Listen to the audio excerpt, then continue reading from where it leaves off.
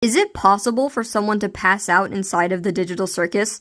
This is the question I am posing to all of you. If you're new here, hello, I'm trying to write a digital circus AU where Kane accidentally overloads the system by trying to run all of the torture scenes at once.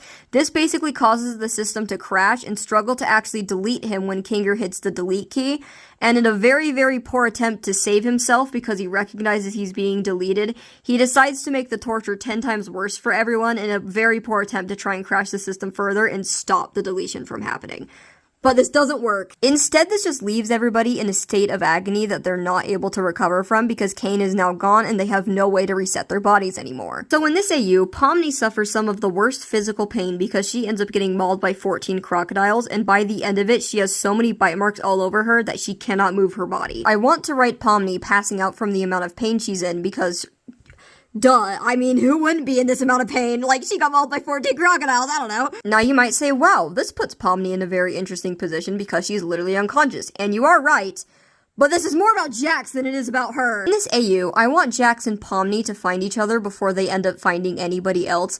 And I know that Jax, if he saw Pomni in the state that she's in, you know, after the crocodile attack, he probably would not help her because he's afraid to be seen as, you know, weak and, like, caring for her and, like, you know, all that character stuff, yada yada yada. It also doesn't help that Pomni was one of the shadows laughing at him, so he's probably even more terrified to be seen by her specifically, you know, with his skin peeled off, because he's very, very insecure, you know? So despite how much we want them to be really cute and comforting each other, I just don't see that happening canonically, and I'm trying to write these characters as canonically as I possibly can.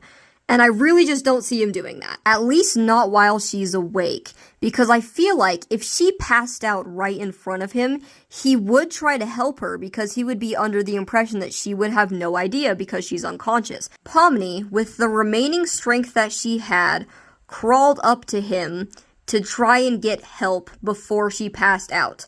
And Jax saw this and immediately panicked. Eventually, Kinger, the only unharmed person of the group physically, does find the two of them and give them help, but until that happens, it's just Jax left alone with Pomni's unconscious body. Now, Jax is both scared for himself and Pomni, and decides to just kind of hold her body and just try and keep her safe to the best of his abilities until they're eventually able to get help from Kinger. Now, would he ever tell Pomni that he did this? Absolutely not. But he did, and I think that's what matters. And the last thing Pomni saw before she passed out was Jax trying to reach out to help her, so she does know that he did this. So I'll pose the question again. Can you pass